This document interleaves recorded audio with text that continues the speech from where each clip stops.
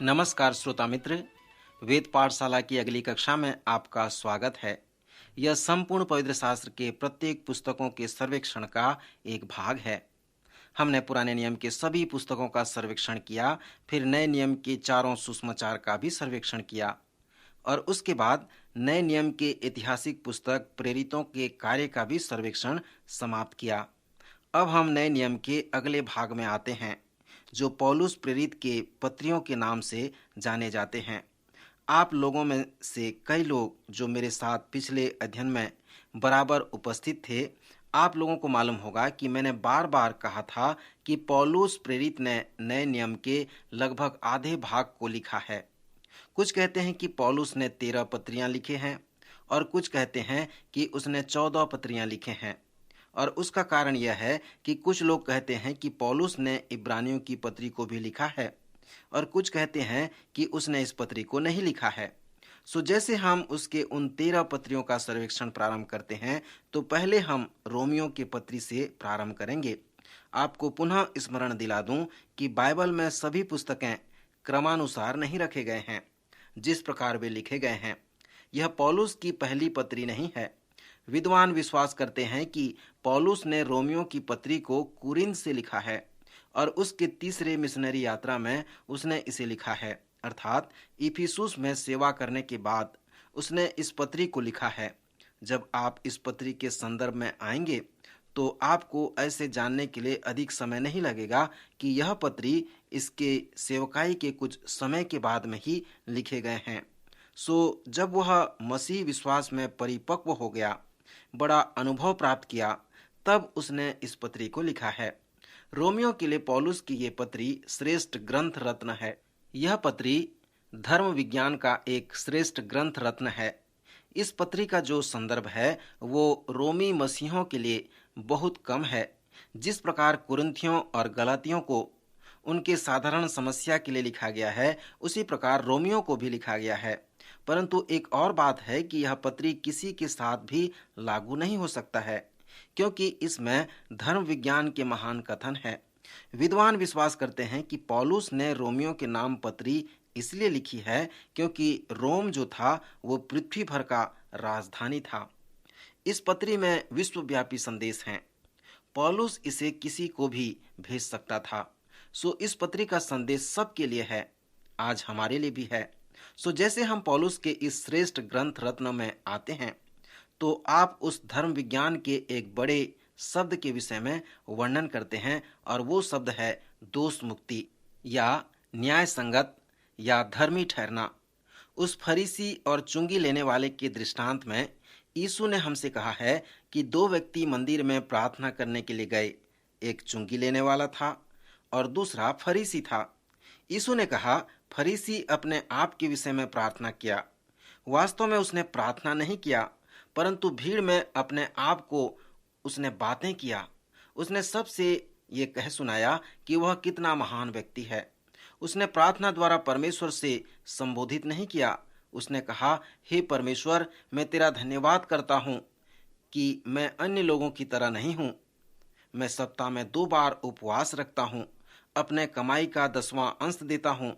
मैं बड़ा खुश हूँ कि अन्य लोगों की तरह मैं नहीं हूँ और विशेष करके मैं इस चुंगी लेने वाले व्यक्ति के जैसा नहीं हूँ।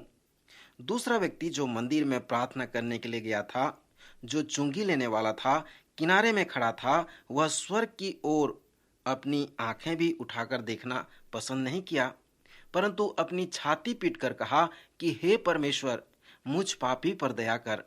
यीशु ने हमसे कहा है कि यह दूसरा व्यक्ति धर्मी ठहरकर अपने घर को वापस गया। यहाँ पर पहली बात, नए नियम में हम उस शब्द से परिचित होते हैं जब उस चुंगी लेने वाले ने साधारण रूप से प्रार्थना किया कि हे परमेश्वर, मुझ पापी पर दया कर, तो वह परमेश्वर की दृष्टि में धर्मी ठहरता है। श्रोता, धर्मी ठहरने के शब्द का जो अर्थ है कि मैंने कभी पाप नहीं किया, परमेश्वर ने आपको माफ कर दिया, आपके पाप को माफ करके भूल गया है, आपको धर्मी घोषित कर दिया है, आपको ऐसा बना दिया है कि आपने कभी पाप नहीं किया है। सो धर्मी ठहरने का यही अर्थ है। मान लें कि आपका जीवन एक कैसेट के रील की तरह है और यदि आपके जीवन के उस कैसेट को मसीह के न्याय के आसन के सामने चलाया जाए, तो कल्पना करें कि जब परमेश्वर द्वारा वह चलाया जाए और आपके जीवन में जहां से प्रारंभ हुआ है, परमेश्वर वहां से उस पाप को काट दे, उसे मिटा दे, उसे निकाल करके फेंक दे और फिर उसे चलाए, तो परमेश्वर को उसमें कोई पाप नहीं मिलेगा। सो धर्मी ठहरने का अर्थ यही है। परमेश्वर हमें धर्मी ठहराता है। प्रभु यीशु इस छोटे से दृष्टांत में हमें बताया है जो बिल्कुल सत्य है, और वो शुभ समाचार है कि कोई भी स्त्री, कोई भी पुरुष या जवान व्यक्ति या जवान लड़की जो इस प्रकार की साधारण प्रार्थना करे कि हे परमेश्वर, मुझ पापी पर दया कर, तो वह धर्मी ठहरता है। उसके लिए धर्मी घोषित कर दिया जाता है। उसके दोष व पाप मुक्त हो जाते हैं। पौलुस प्रेरित रोमियो की पत्री में हमसे कहा है कि कैसे परमेश्वर इस आश्चर्य कर्म को हमारे जीवन में करता है। रोमियो के लिए पौलुस की यह पत्री उद्धार व धर्मी ठहरने का एक विस्तृत विवरण है।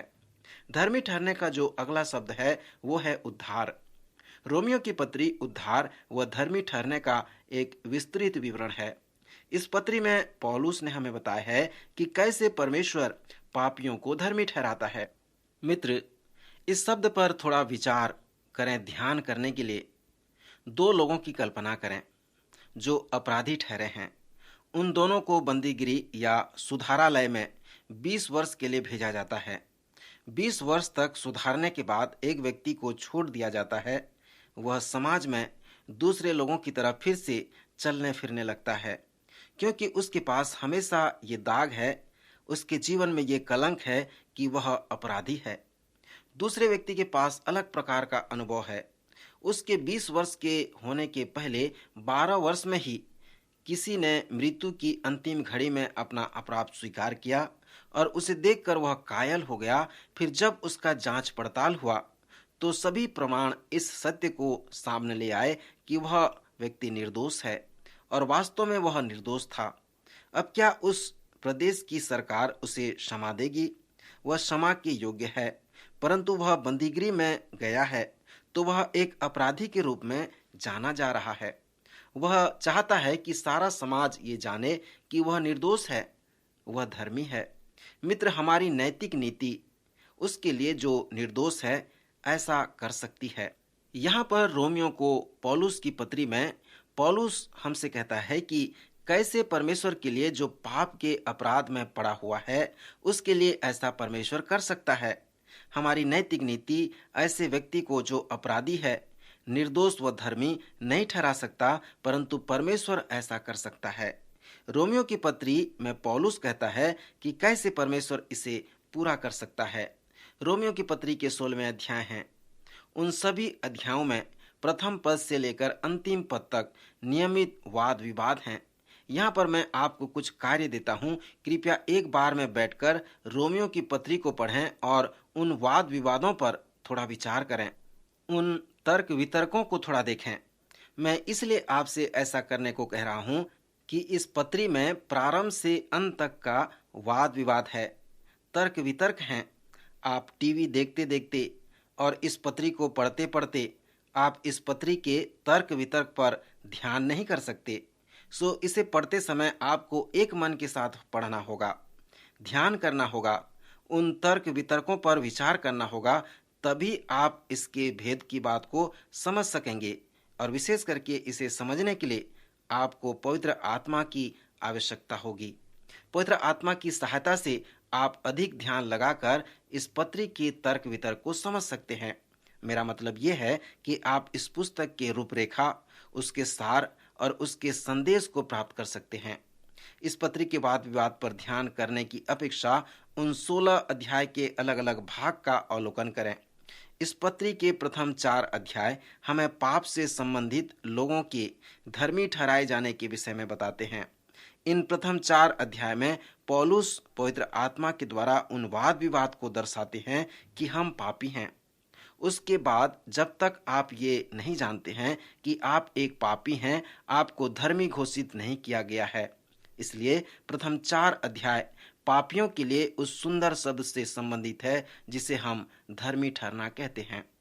फिर दूसरे भाग का 4 अध्याय जो 5वें अध्याय से लेकर 8वें अध्याय तक प्रारंभ होता है, उससे संबंधित है जो धर्मी ठहराए जा चुके हैं। जब परमेश्वर एक बार आपको धर्मी घोषित कर देता है कि आपने बिल्कुल पाप नहीं किया है, तो आप कैसे जीवन व्यतीत करने की आशा रखते हैं। जब परमेश्वर आपको धर्मी ठहराता है तो संसार ये आशा रखता है कि आप एक धर्मी की तरह जीवन व्यतीत करें।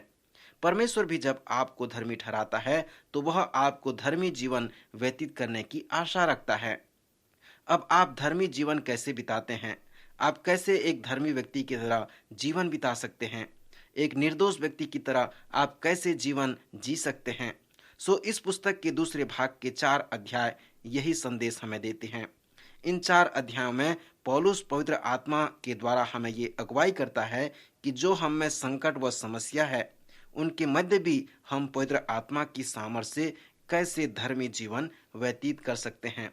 फिर 9वें अध्याय से 11वें अध्याय में पौलुस संपूर्ण संसार व इस्राएल के धर्मी ठहराए जाने के संबंध में बताता है। अध्याय 9, 10 और 11 पवित्र शास्त्र के भविष्यवाणी को बहुत महत्वपूर्ण अध्याय है। यदि आप पवित्र शास्त्र के भविष्यवाणियों का अध्ययन करेंगे तो आप आश्चर्य करेंगे कि संसार का क्या होने वाला है। आप ये जानकर आश्चर्य करेंगे कि परमेश्वर के पास मानव इतिहास के अंत की एक महान योजना है, क्योंकि इन तीनों अध्याय में पौलुस ने हमसे कहा है कि इस्राएल पवित्र पृष्ठों में खड़े होंगे और ऐसे होंगे जैसे स्वतंत्र इच्छा के उदाहरण हो। यह सत्य है क्योंकि इस्राएल ने चुनाव किया कि वे स्वतंत्र हैं। इस्राएल ने यीशु मसीह को अस्वीकार किया, वे अपने उद्धार को अस्वीकार कर दिए। इसलिए पौलुस इस अद्भुत बातों को उन तीनों अध्याय में स्पष्ट रूप से बताया है। 11वें अध्याय में उसने बताया है कि यहूदियों ने मसीह को अस्वीकार कर दिया, सो उन पर सताव व ताड़ना आएंगे क्योंकि यहूदियों ने परमेश्वर को अस्वीकार कर दिया। रोमी 11:26 में ऐसा कहा गया है, फिर सब इसराइलियों का उद्धार होगा, सभी इसराइलियों को फिर से बचा लिया जाएगा। पवित्र शास्त्र की यह एक महान अद्भुत भविष्यवाणी है। श्रोता मित्र, इसके पहले कि समाप्त करूं, आपको चुनौती देना चाहूंगा कि आप पवित्र शास्त्र के भविष्यवाणी को, उसके बातों को अवश्य अध्ययन करें जो पूरे हो चुके हैं, फिर उनका भी अध्ययन करें जो पूरा होने वाले हैं। उससे आपका विश्वास पक्का होगा, जैसे आप यीशु के दोबारा आगमन पर प्रतीति करने पाएंगे। ये जो बाकी भविष्यवाणी हैं, वे परमेश्वर के अपने समय व अपने तरीके से पूरे होंगे। इस्राएल के संबंध में पौलुस के आधे भविष्यवाणी पूरे हो गए हैं और आधे अभी पूरे होने बाकी हैं। जब आप रोमियो के 12वें अध्याय से लेकर 16वें अध्याय तक आएंगे तो आप पौलुस की पत्री के व्यवहारिक प्रयोग के भाग में आएंगे। पौलुस के इस पत्री में, जिसका हम सर्वेक्षण करने जा रहे हैं, इसके नमूने का वर्णन हम पाते हैं। पौलुस के प्रत्येक पत्री 2 भागों में विभाजित हैं। प्रथम उसके पत्र में शिक्षा देने का भाग है, फिर उसके दूसरे भाग में उसका प्रयोग का भाग है। प्रथम आपके पास इस पत्री में मत या सैद्धांतिक भाग है, फिर आपके पास व्यवहारिक भाग है।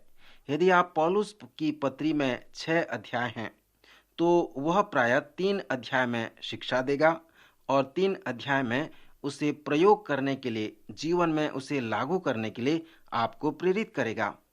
कभी कभी पत्री में 3/4 शिक्षा होते हैं और 1/4 प्रयोग होता है।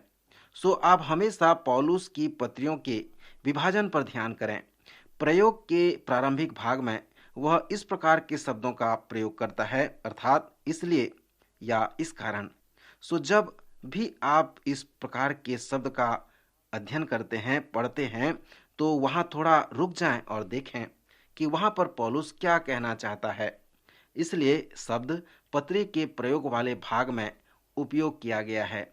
यह ऐसा लगता है कि पौलुस किसी से कुछ लिखकर उसे समझा रहा है और फिर उसे मनाने के लिए उसको प्रेरित कर रहा है।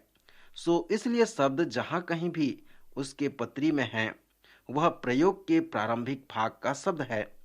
पिछले चरण में मैंने कहा था कि पौलुस की पत्रियां 4 भागों में विभाजित किए जा चुके हैं। जैसे हम उन 4 भागों को निकटता से देखें तो सर्वप्रथम प्रथम भाग को देखें जो 1 अध्याय से 4 तक है, जहां पर पौलुस पापियों को धर्मी ठहराए जाने के विषय में बताता है। सर्वप्रथम पौलुस इस सत्य को स्पष्ट करता है कि हम सब के सब पापी हैं। एक बार मैंने एक पास्टर के विषय में सुना जिसका लंदन में एक चर्च है।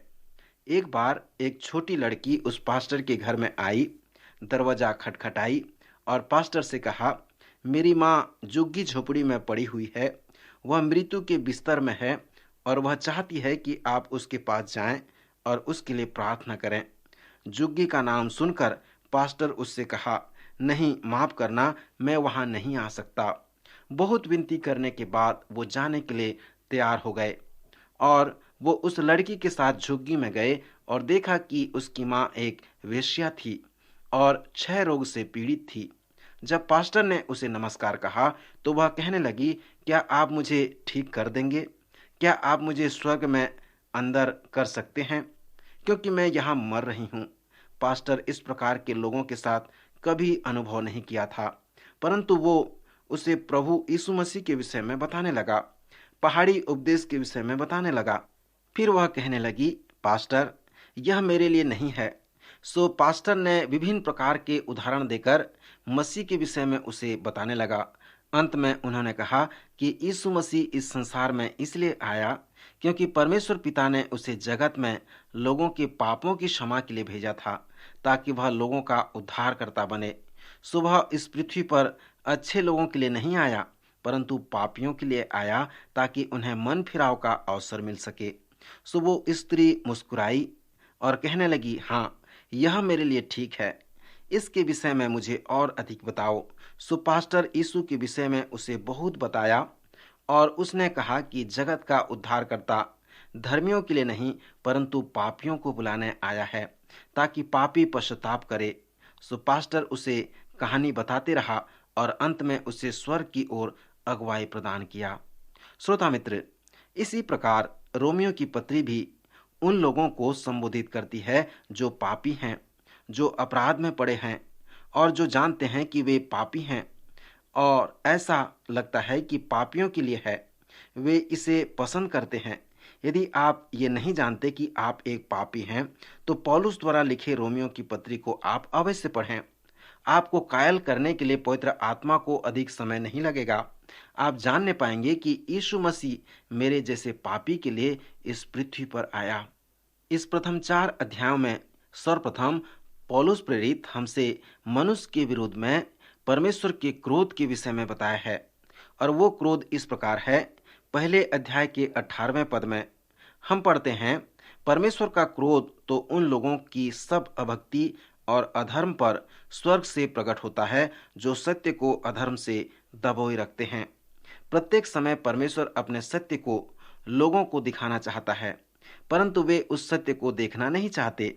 परमेश्वर दिखाना चाहता है कि मनुष्य का स्वभाव कैसा होना चाहिए। फिर पौलुस इस प्रकार क्रोध को बताता है कि वे कृतज्ञता के पात्र नहीं हैं। वे हमेशा सत्य को झूठ में बदल डालते हैं। वे सृष्टिकर्ता को छोड़कर सृष्टि की उपासना करते हैं। वे वास्तविक बातों को झूठे साबित करते हैं। वे अपने ज्ञान के द्वारा परमेश्वर पर विश्वास नहीं रखते, परंतु वे अभिलाषा के द्वारा पाप करते हैं और दूसरों को भी पाप में देखने की अभिलाषा करते हैं। यहाँ पर पौलुस मनुष्य के विरोध में परमेश्वर के क्रोध की सूची बताता है। फिर पौलुस हमें इसके प्रतिक्रिया के विषय में बताता है, क्योंकि मनुष्य के लिए यह सत्य है। पौलुस ने हमें बताया है कि परमेश्वर ने मनुष्य को कैसे प्रत्युत्तर दिया है। 3 बार उसने कहा, इस कारण परमेश्वर ने उन्हें उनकी मन की अभिलाषाओं के अनुसार छोड़ दिया, उन्हें नीच कामनाओं के वश में छोड़ दिया, उन्हें उनके निकम्बे मन पर छोड़ दिया। रोमियो के इस भाग को पढ़ने से ऐसा लगता है कि उत्पत्ति की पुस्तक को हम पढ़ रहे हैं। उत्पत्ति की पुस्तक में मनुष्य के पाप में गिर पड़ने के विषय में बताया गया है, क्योंकि परमेश्वर चाहता है कि हम मनुष्य के परिवार के विषय में समझें कि यह कैसा था और आज वह कैसा है। रोमियो की पत्री में ये बिल्कुल सत्य है। पौलुस इन सब को भूतकाल से बताया है कि ये हो चुका है, परंतु जब वह वास्तव में कहता है तो उसने कहा है, यह वो है जो हो रहा है। यह आप पर, मुझ पर और चारों तरफ हो रहा है। अपनी आंखें खोल कर देखो, तब देखने पाओगे। जब पौलुस 3 बार कहता है कि परमेश्वर उन्हें उनके निकम्मे मन पर छोड़ दिया, तो उसका मतलब ये नहीं कि परमेश्वर ने मनुष्य को बिल्कुल छोड़ दिया। पौलुस कहता है कि परमेश्वर ने उन्हें उनकी इच्छाओं में छोड़ दिया कि वे जो चाहें वे करें। सो इस तरह से परमेश्वर ने उन्हें मनुष्य के साथ कार्य किया। सर्वप्रथम मनुष्य के विरोध में परमेश्वर द्वारा मनुष्य के अनेक दोष के विषय में पौलुस ने बातें किया है। फिर उसने मनुष्य के लिए परमेश्वर के प्रत्युत्तर का वर्णन किया है, क्योंकि यही मनुष्य चाहता है और परमेश्वर ने मनुष्य को चुनाव करने की स्वतंत्र इच्छा दी है। उसने उस नियम को भंग नहीं किया। सो यही है मनुष्य के लिए परमेश्वर का प्रत्युत्तर। परमेश्वर ने उन्हें उनके मन के अभिलाषा पर छोड़ दिया। परमेश्वर ने कहा, अपने आप की स्वयं सहायता करो, यह तुम्हारा जीवन है। यह इस प्रकार का है कि हमारे जीवन के लिए परमेश्वर की योजना है। यह उस प्रकार है कि हमारा जीवन एक पुस्तक के जैसा है और परमेश्वर ने हमें पेन देकर कहा कि अपने जीवन के विषय में लिख लो, क्योंकि यह तुम्हारा जीवन है और तुम्हें चुनाव करने की स्वतंत्रता है। जैसा चाहते हो तुम वैसा कर सकते हो। सो जब पौलुस कहता है कि परमेश्वर ने उन्हें उनके निकम्मे मन पर छोड़ दिया, तो इससे उसका तात्पर्य यही था। परमेश्वर ने उन्हें हमें चुनाव करने की स्वतंत्रता दी है कि हम चुनाव करें। पहले अध्याय में जब पौलुस हमें वो बुरी संदेश बताता है कि हम पापी हैं, तो वह हमें यह भी कहता है कि यहाँ पर उसका परमेश्वर द्वारा दिया गया मनुष्य के लिए परिणाम भी है, क्योंकि मनुष्य के लिए उसका क्रोध सत्य है। सो परमेश्वर ने मनुष्य को उसके निकम्मे मन पर छोड़ दिया। सो यहाँ पर हम मनुष्य के स्वभाव को देखते हैं, उसके अनुचित काम को देखते हैं कि मनुष्य व्यर्थ विचार करने लगा कि यहाँ तक कि उनका निर्बुद्धि मन अंधेरा हो गया। वे अपने आप को बुद्धिमान जताकर मूर्ख बन गए। इस कारण परमेश्वर ने उन्हें उनकी मन की अभिलाषाओं के अनुसार अशुद्धता के लिए छोड़ दिया कि वे आपस में अपने शरीर का अनादर करें। सो वे कामातुर होकर जलने लगे और पुरुषों ने पुरुषों के साथ निर्लज्जता का व्यवहार किया। सो सब प्रकार के अधर्म और दुष्टता और लोभ और बैर भाव से वो भर गए और डाह और हत्या व झगड़े व छल व ईर्ष्या से भरपूर हो गए। इस प्रकार पौलुस एक बड़ी सूची उनके विषय में बताता है और फिर वह उसके परिणाम के विषय में भी बताता है कि ऐसे ऐसे काम करने वाले अपने भ्रम का ठीक फल प्राप्त किए हैं। पौलुस हमें बताता है कि परमेश्वर धर्मी है और वह अधार्मिकता को अनुमति नहीं देता, क्योंकि परमेश्वर पवित्र है तो वह चाहता है कि उसका सृष्टि भी पवित्र बना रहे, इसलिए वह अधार्मिकता पर घृणा करता है। सो यहाँ पर हम परमेश्वर के दो स्वभाव को देखते हैं, प्रथम की परमेश्वर की धार्मिकता और दूसरा परमेश्वर पिता का क्रोध। आप परमेश्वर के क्रोध को पसंद नहीं करेंगे। हमने परमेश्वर के क्रोध को भविष्यवाणियों की पुस्तक में सर्वेक्षण में देखा था कि यह अपवित्रता के लिए पवित्रता का स्वभाव है। यह प्रेमी व पवित्र परमेश्वर का स्वभाव है कि वह अपनी सृष्टि को पवित्र देखना चाहता है। हम सब विश्वास करते हैं कि परमेश्वर प्रेमी है और वास्तव में वह प्रेमी है। पवित्र शास्त्र बताता है कि प्रेम ही वो सार है कि परमेश्वर क्या है। सो प्रेम परमेश्वर का स्वभाव है। यदि परमेश्वर प्रेमी है और अपने सृष्टि से प्रेम रखता है, तो उसके पास ये अधिकार है कि वह उसका न्याय भी करे जो उसकी सृष्टि को समाप्त कर रहा है। इस रोमियो के प्रथम अध्याय में पौलुस प्रेरित हमसे वह शुभ समाचार प्रभु यीशु के विषय में सुनाता है। वह कहता है कि प्रभु यीशु मसीह के द्वारा परमेश्वर एक पापी को धर्मी ठहरा सकता है। वह दो बातें बताता है। सर्वप्रथम वह हमसे कहता है कि सुसमाचार परमेश्वर की धार्मिकता का प्रकट कर देता है। क्योंकि परमेश्वर धर्मी है, सो वह पूर्ण रूप से चाहता है कि उसकी सृष्टि भी धर्मी ठहरे। परमेश्वर अधार्मिकता को दोषी ठहराता है। इसलिए पौलुस हमसे कहने जा रहा है कि प्रभु यीशु मसीह का सुसमाचार भी सभी अधार्मिकता के लिए, जिसके कारण परमेश्वर का क्रोध प्रकट हुआ है, उसे प्रकट कर देता है। पहले अध्याय में पौलुस हमसे कहता है कि मनुष्य का परिवार अधर्मी है और यही अपराध मनुष्य के विरुद्ध में परमेश्वर उससे लगाता है। सो पौलुस के अनुसार मनुष्य जो है अधर्मी है। क्योंकि परमेश्वर धर्मी है तो वह मनुष्य को अनुमति नहीं देता कि वह अधर्मी हो। परमेश्वर चाहता है कि मनुष्य प्राणी धर्मी बने। श्रोता मित्र, क्या आप परमेश्वर के साथ जो आप पापी हैं धर्मी बनना चाहेंगे? परमेश्वर आपको धर्मी घोषित करना चाहता है। यदि आप उसके पास आएंगे उस पर विश्वास करेंगे तो वह आपको धर्मी घोषित करेगा। प्रभु इन वचनों द्वारा आपको आशीष दे।